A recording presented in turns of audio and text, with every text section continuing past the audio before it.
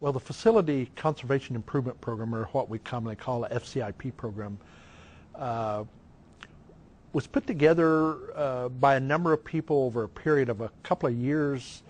Started basically back in the summer of '99 when we decided that we needed to have what we call enabling legislation to make sure that it was okay for public entities to enter into a performance contract.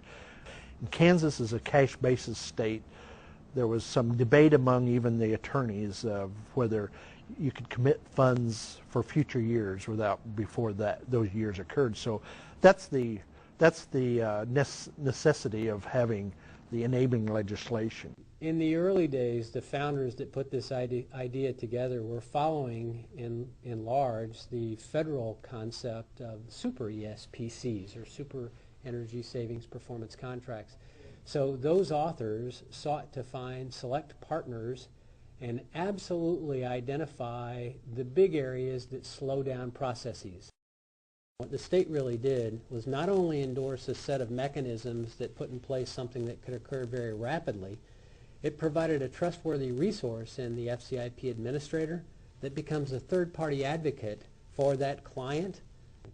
That administrator, I believe, along with predetermined selections and predetermined instruments, has made a huge difference for the confidence of every client. The best practices have evolved. The federal government had a super energy performance contracting model. And from that, the state of Kansas adopted many of those best practices.